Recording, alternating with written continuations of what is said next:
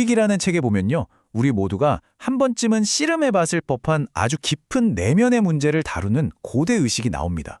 오늘은 바로 그 놀라운 의식, 말미대로 하나님의 대청소가 대체 뭔지 같이 한번 깊이 들어가 보려고 합니다.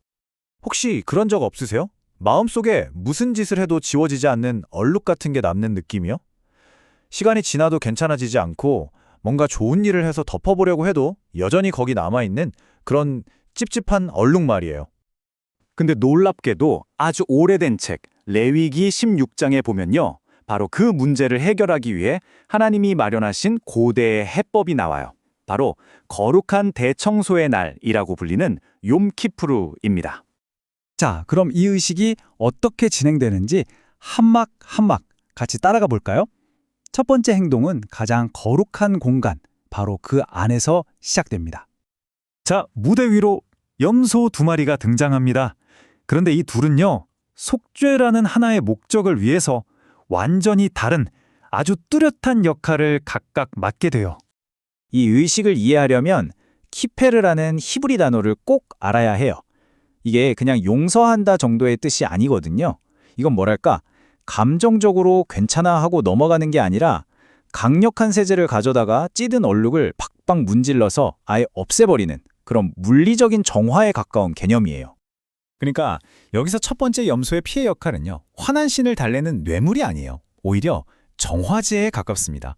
당시 사람들은 이스라엘 백성의 죄가 하나님이 계시는 성소까지 오염시켰다고 봤거든요. 그래서 그 피로 하나님과 우리 사이에 그 오염된 길을 깨끗하게 닦아내는 거예요. 마치 하나님께서 내가 너희랑 다시 만나고 싶으니까 이 길부터 깨끗하게 치우자, 이렇게 말씀하시는 것과 같죠. 자, 이제 공간이 깨끗해졌어요. 그럼 두 번째 단계로 넘어가 볼까요? 이번에는 백성들의 죄책감 그 자체를 직접 다룹니다. 여기서 또 하나의 중요한 단어가 나오는데 바로 사마크입니다. 대제사장이 염소 머리에 손을 얹는 행위를 말하는데요. 이게 그냥 상징적으로 툭 얹는 게 아니에요. 단어 뜻 자체가 온 체중을 실어서 꽉 누르다거든요.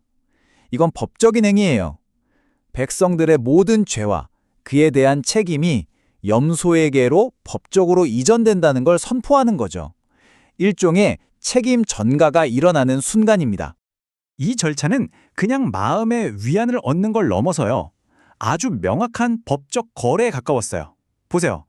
먼저 대제사장이 손을 꽉 누르고 공동체의 모든 죄를 구체적으로 고백하면 그 죄의 책임이 법적으로 이 염소에게로 뿅 하고 옮겨가는 거죠. 이걸 영적인 물류 시스템이라고 생각하면 이해가 쉬워요. 하나님이 설계하신 거죠. 우리가 죄를 정직하게 꺼내놓으면 그 죄가 우리 영혼에서 포장돼서 다른 존재, 즉 이 염소에게로 택배처럼 배송되는 거예요. 정말 놀랍지 않나요? 자, 이제 의식의 클라이맥스입니다. 가장 극적인 마지막 막이죠. 과연 이 모든 죄를 짊어진 염소는 어떻게 될까요? 여기서 아사셀이라는 좀 미스테리한 이름이 등장하는데요. 학자들은 이걸 떠나보내는 염소 또는 완전한 제거라는 뜻으로 해석해요. 이름 그대로 이 염소의 역할은 단 하나, 죄를 가지고 공동체로부터 영원히 사라지는 겁니다. 그래서 이 염소는 어디로 보내지냐면 끊어진 땅, 그러니까 다시는 길을 찾아 돌아올 수 없는 황량한 광야로 보내져요. 이건 백성들 눈앞에서 보여주는 확실한 증거였어요. 봐라, 너희 죄가 저렇게 멀리 영원히 사라졌다는 걸 보여주시는 하나님의 정말 세심한 배려였죠. 자, 지금까지 이 정교하고 극적인 고대 의식을 살펴봤는데요. 그럼 이게 그냥 옛날 이야기로 끝나는 걸까요? 아닙니다. 이 모든 것은 사실 훨씬 더 크고 중요한 무언가를 가리키고 있었어요. 여기서부터 기독교 신학의 가장 심장부로 들어가게 됩니다. 생각해보세요. 이 대단한 의식이 왜 매년 반복되어야만 했을까요? 그건 바로 이게 그림자였기 때문이에요. 진짜 실체가 오기 전까지의 예고편 같은 거였죠. 성경은 이 반복되는 그림자가 단 한 번으로 모든 것을 영원히 끝낼 실체를 가리키고 있었다고 말합니다.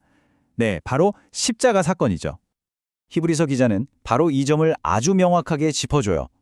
염소와 송아지의 피로 하지 아니하고 오직 자기의 피로 영원한 속죄를 이루사 단번에 성소에 들어가셨느니라. 보세요. 동물 제사가 아니라 자기 자신의 피로 매년이 아니라 단 한 번에 영원한 효과를 이뤘다는 겁니다.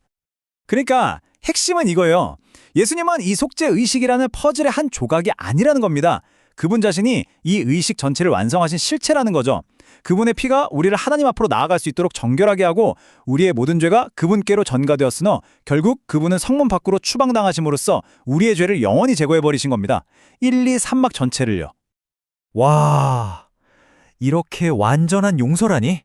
그런데 여기서 아주 중요한 질문이 하나 생깁니다. 이게 도대체 우리 삶에 어떤 의미가 있는 걸까요? 만약 용서가 이렇게나 완벽하고 공짜라면 이거 그냥 마음대로 살아도 된다는 면죄부 같은 거 아닐까요? 사실 이건 정말 중요한 질문이고 많은 사람들이 오해하는 지점이기도 해요. 이 표를 보면 그 오해가 풀립니다. 복음이 말하는 용서는요, 가해자를 위한 변명이 아니에요. 오히려 그 죄의 무게를 알기에 평생 겸손하게 만드는 이유가 되죠. 또 피해자의 고통을 그거 별거 아니야 하고 지워버리는 게 아니라 그 고통이 너무나 실제적이고 심각해서 하나님이 직접 개입하셔야만 했다고 인정해 주는 거예요. 절대로 죄를 가볍게 만드는 게 아니라 그 죄가 얼마나 치명적인지를 십자가라는 엄청난 대가를 통해 증명하는 겁니다. 가장 좋은 예가 바로 사도 바울이죠. 그는 스스로를 기독교인들을 괴롭히던 폭행자이자 박해자라고 고백했어요. 하지만 용서받았다고 해서 이제 내 과거는 괜찮아 라고 변명하지 않았죠.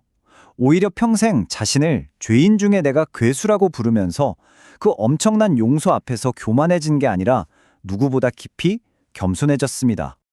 결국 우리가 가야 할 목표는 이거예요. 내가 더 깨끗해지려고 계속해서 노력하고 발버둥 치는 삶이 아니라 이미 예수 그리스도 안에서 너는 깨끗하다라고 선언된 그 자유를 누리며 살아가는 것. 관점의 완전한 전환이죠. 그래서 오늘 이 모든 이야기는 마지막으로 우리 각자에게 이 질문을 던집니다. 혹시 당신이 지금도 끙끙대며 짊어지고 있는 그 가장 무거운 짐이 사실은 이미 당신도 모르는 사이에 영원히 저 멀리 옮겨져 버린 것이라면 어떨까요?